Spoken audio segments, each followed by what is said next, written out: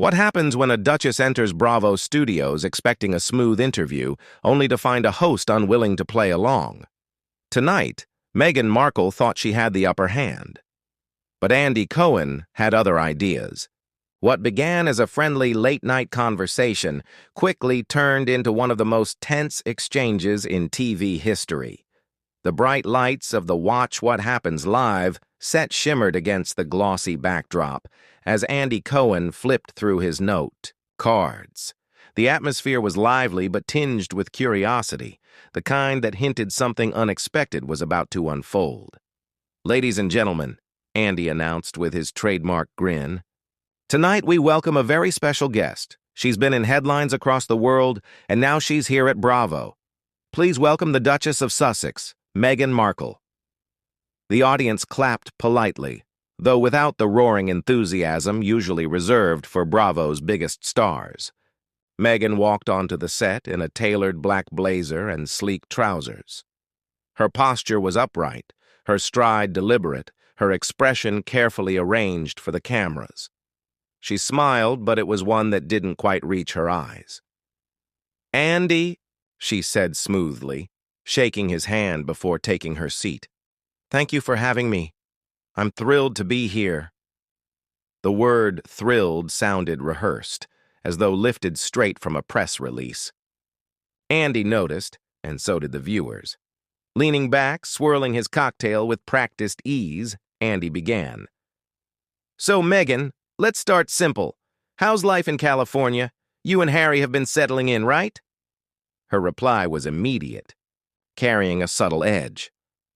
"Life's wonderful. We don't really settle, Andy. We create, we build.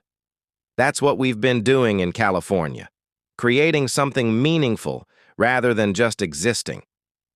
A few chuckles rippled through the audience, though they weren't entirely warm. Andy caught the undertone but let it slide.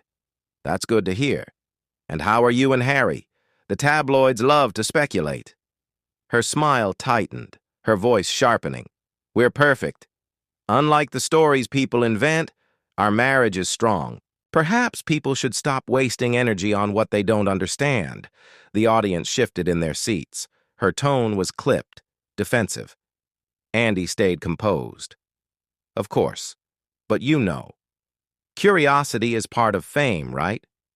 "Curiosity is one thing," Meghan replied with a cool laugh. "But let's not confuse curiosity with entitlement. People act as if they're owed every detail of my marriage, my children, my life. It's absurd." Andy raised an eyebrow but kept his tone calm. "Fair enough. But since you mentioned family, your father has been in the press again, saying he wants to see his grandchildren. Any chance of reconciliation? For the first time." Her polished smile faltered. Her jaw tightened. "Andy, my father has sold lies to tabloids for years. He chose publicity over family. He's had plenty of chances to handle matters privately, and he didn't. That chapter is closed." Her words were sharp, almost dismissive. The audience murmured. Andy leaned in slightly, his voice steady. "So, no possibility of him meeting Archie and Lilibet?" Her eyes flashed. "Why should I reward betrayal? Would you welcome someone who publicly humiliated you back into your home? Exactly. Let's not pretend otherwise." The sting in her words quieted the room. Andy stayed unshaken. "I hear you," he said evenly. "But some might argue family bonds are unique, worth preserving." "They can argue all they want," Meghan snapped. "They haven't lived my reality. I'm tired of people pretending they understand my life." Andy sipped his drink, a faint smirk appearing. He had spotted it, the crack in her polished image. Meghan was already defensive, and it was only the beginning. Switching gears, he asked, "Let's talk royal life then. When you first joined, the family, you described it as overwhelming. Some might say you weren't prepared." Her laugh was low, humorless. "Prepared? Andy, no one can prepare for an institution that's centuries old and completely out of touch. It's archaic, suffocating, and I adapted better than most could." Her voice was steady, though the arrogance wasn't lost on the audience. Andy pressed. And yet, the British public didn't exactly embrace you. Why do you think that is? Her lips curled slightly. Because I was different. Because I challenged them. Because I wouldn't bow and scrape. That's their issue, not mine. The audience gasped softly. Andy tilted his head, intrigued. He had seen plenty of bold guests, but rarely one this dismissive. As the cameras zoomed in on her sharp expression, Andy realized part one of the show had already gone off the rails. And there were still plenty of questions left. The commercial break was short, doing little to ease the tension. Meghan adjusted her blazer with clipped movements, her face rigid as producers counted down. Andy, meanwhile, sipped his cocktail, as though nothing unusual had happened. "Welcome back to Watch What Happens Live," Andy said, smiling with a hint of steel in his eyes. "We're here with Meghan Markle, Duchess of Sussex. Let's take this a step further." The camera cut to Meghan, smiling tightly, hands clasped. "Meghan," Andy began, "before the palace, before Netflix deals, before everything, you were an actress. Suits made you recognizable. Do you ever miss that life? The auditions, the hustle?" Her response came quickly, almost dismissively. "I don't miss anything, Andy. I've outgrown it. Acting was a stepping stone, not a destination. What I do now has far more impact than playing a paralegal on TV ever could." The sharpness in her tone drew a collective inhale from the audience. Andy raised his brows.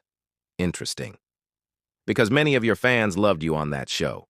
Some might say it laid the foundation for everything else." She let out a short, humorless laugh. "With respect, Andy, my foundation is who I am, not a role I played. If people think a TV show defines me, that says more about them than me." The condescension was clear. The audience shifted uncomfortably. Andy didn't flinch. "All right. Let's talk about your marriage, then. The public fascination is endless. You and Harry are global brands now, but with that comes rumors, strain, distance. Are you as strong as you say?" Her expression hardened. "Of course. The rumors are noise. We don't listen to noise. It's laughable that people think they have insight into our marriage." Andy pressed gently. "So, no truth at all to reports of pressure, California life, scrutiny, projects? None of that has created cracks?" Her smile returned, but it was icy. "Andy, let me put it simply. We are stronger than ever. If people need to invent fairy tales to feel better about their lives, that's their business. Our reality is love, commitment, partnership. Full stop." The audience hummed softly, uneasy rather than supportive. Andy let the silence linger before shifting again. "Let's go back to your time in the UK," he said. "The public response was mixed. Some adored you, others were less welcoming. How do you see it now?" Her eyes narrowed. "It was prejudice, plain and simple. They weren't ready for someone like me challenging old traditions. And yes, some of the hostility was racism. Let's not sugarcoat it." A hush fell across the studio. Andy remained calm. "Some argue it wasn't about race, but about attitude. The choices you made created friction." "What do you say?" Her reply was sharp. "That's the excuse people use when they don't want to admit bias. I entered a centuries-old system, and they didn't know how to handle me. So they made me the problem." Andy's smirk returned, faintly. "But do you think you bear any responsibility at all? Any self-reflection on how your approach may have played a role?" She leaned forward, voice cool but dripping with disdain. "Responsibility for being myself? For not bowing low enough? For not smiling at the right moment? Please. If being authentic is a crime, I'll plead guilty." The audience gasped again. Andy swirled his drink, his smirk growing. He had interviewed stars, politicians, and reality figures, but Meghan's arrogance was pushing beyond Bravo's usual drama. "Okay," Andy said lightly, locking eyes with her. "Last question for this block. You've said you left royal life for privacy. Yet, Netflix, Spotify, memoirs, Oprah, and more. How do you respond to those who call that contradictory? The word hit sharply. Meghan's hands tightened on the armrest. Her smile flickered, then hardened. Contradictory? No. Strategic. We control our story. We share what matters when it matters. That's not hypocrisy. It's survival. Her tone was cutting, impossible to ignore. Andy gave a slow nod, setting his glass down. Well, strategic or not, it certainly keeps people talking. The audience stirred again, tension thick in the air. The Duchess had revealed her stance, defensive, dismissive, and unwilling to concede even the smallest fault. But Andy Cohen, steady as ever, wasn't finished. The Bravo set glowed with its usual bright colors, yet the atmosphere was tense. Meghan crossed her legs tightly, her hands clasped in her lap, her expression challenging Andy to continue. He leaned casually on his desk, note cards in hand, a faint smirk forming. "All right," Andy began smoothly. "Let's talk about one of the most famous interviews of the decade. Your sit-down with Oprah. Millions tuned in. The world was captivated. But since then, some of the claims you made have been, let's say, questioned." Meghan's smile stayed fixed, though her jaw tightened. "I stand by everything we said in that interview, every word. That was my truth, Andy." "Your truth," Andy repeated, swirling his glass. "It's a phrase you use often, but truth is usually just truth, facts, not perspectives." Her eyes narrowed. "Are you calling me dishonest?" Andy held her gaze. "I'm pointing to contradictions. For example, you told Oprah that you and Harry married privately 3 days before the official ceremony. But the Archbishop of Canterbury later clarified that wasn't a legal marriage, just an exchange of vows. Do you see how that comes across? Misleading." A hush spread across the studio. Meghan leaned forward, her voice sharp. "What Harry and I shared privately was sacred. Whether the church recognizes it as legal or not doesn't matter. What mattered was our commitment." Andy nodded, though his smile was edged. "But that's not how you put it to Oprah. You said, 'We were married before the wedding.' Millions believe that. When the head of the church publicly corrects you, that's not semantics. That's a problem." Meghan's nostrils flared. "You're twisting it. You sound just like the British press, eager to dissect every word instead of focusing on what I actually endured." Andy raised a brow, his tone calm. "Then let's stay with your words. In that same interview, you claimed your passport and keys were taken, that you were trapped inside the palace. Yet records show you attended public events, traveled abroad, even went on vacation." "How does that fit?" the audience murmured. Meghan shifted, her composure wavering. "Do you know what it feels like to live in a gilded cage, Andy? Just because I appeared in public doesn't mean I was free. Every step was monitored, every move controlled. You wouldn't understand." Andy let out a short, dry laugh. "Maybe not. But I do understand inconsistency. At times you describe yourself as powerless, other times as fully in control. People notice the difference." Her eyes flashed. "People notice what they want. I have nothing to apologize for. I told my story, and I'll keep telling it on my terms. If nuance is too much for the public, that's their issue." Her dismissive tone unsettled the room. Andy leaned in, his voice low but firm. "So when critics say you've monetized victimhood, Netflix, Spotify, Harry's memoir, that's just more misunderstanding?" The temperature dropped. Meghan's lips tightened. "That accusation is beneath you, Andy. We built platforms to highlight causes that matter, to amplify voices that are silenced. That's not monetizing, it's service." Andy swirled his drink slowly. "Service that also happens to bring multi-million-dollar checks, book sales, and PR deals. Interesting coincidence?" Her composure cracked. She leaned forward, voice sharp with contempt. "Do you mock every guest who tries to make a difference, or is it just me?" Andy didn't blink. I don't mock anyone. I hold people accountable, especially when they brand themselves as authentic while operating under the same celebrity system. The audience deserves the truth, Meghan, not just your truth. The crowd gasped. Meghan sat back, flushed, her hands gripping the chair. For the first time, her polished calm slipped. Maybe, Andy added evenly, it's not the tabloids or the royals or Hollywood. Maybe the issue is you. Her eyes widened, color rushing to her face. She opened her mouth, but no words came. The Duchess, usually so composed, was visibly shaken. Andy sipped his drink, letting the silence draw out, the cameras capturing every flicker of her expression. When the show returned from commercial, Meghan sat rigid, blazer straightened, eyes burning. Andy leaned back, smiling with quiet confidence. So, Meghan, he began, calm and conversational, we've covered your marriage, the Oprah interview, your career. Let's discuss perception. Many believe you've burned bridges with your father, sister, palace staff, even longtime friends.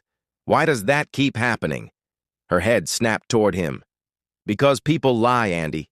They sell stories for money or attention. It's not me. It's them. Every time. Andy nodded slowly. So you're saying the common factor in all these broken relationships isn't you?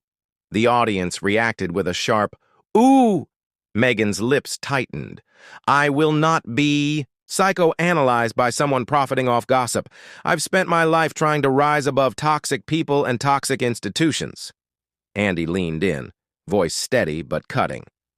Toxic people, toxic institutions, or simply anyone who doesn't follow. Your version of events? Her cheeks flushed. That's insulting, and frankly sexist. Andy set down his glass calmly. No, Meghan, this isn't sexism. It's accountability. And if every fractured relationship, every contradiction in your story comes back to others, perhaps it's time to look in the mirror. The studio was silent. Meghan's hands gripped her chair, knuckles white. Her voice trembled with anger. You don't know me, Andy. You don't know what I've been through.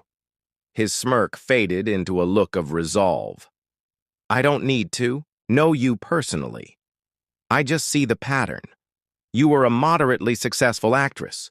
You married into the most famous family in the world. And from then on, every grievance became a headline. Every dispute became content. You built a brand not on who you are, but on who you married. The words hit hard. Meghan inhaled sharply. That's outrageous, she whispered. Andy's tone rose, filling the studio. You call yourself a duchess, yet you hold no role in the monarchy. You claim independence, yet rely on the privileges that title brings. You say you want privacy, yet you've given more interviews, podcasts, and documentaries than anyone else in that family. Tell me, Meghan, what are you without Harry's last name? The audience gasped. Meghan's face crumpled, her control slipping. Tears filled her eyes. How dare you? She whispered, voice breaking. Andy cut in sharply. How dare you cast William, Kate, even the Queen as villains so you can play the eternal victim? You weren't forced out, Meghan. You walked away and turned it into profit. The cameras zoomed in as tears fell, her face twisted with humiliation. You're jealous, Andy continued, his voice lower but precise. Jealous of William and Kate. The respect they've earned, the love they inspire, the grace they've shown under the same pressures you claim destroyed you. They chose duty. You chose drama. Her voice cracked. That's not true. That's not fair. Fair? Andy pressed. Royal life isn't about fair. It's about responsibility. And you turned yours into a business, a brand of complaints, contradictions, and cash. Meghan's hands shook as she pulled at her microphone. This is over, she said, her voice shaking. I will not sit here and be attacked. Andy leaned back, calm. No, Meghan. You're not being attacked. You're being confronted. There's a difference. She ripped off the microphone, tossed it onto the chair, and walked off set, heels echoing against the floor. the cameras, followed until she disappeared behind the curtain. Andy turned back to the audience, composed. "Well," he said, voice even, "that's one way to end an interview." The studio erupted, half applause, half stunned whispers. Viewers knew they had just witnessed one of the most explosive late-night interviews ever. Andy straightened his notes, glanced at his drink, and faced the camera. "Ladies and gentlemen, that was Meghan Markle. We'll be right back after this."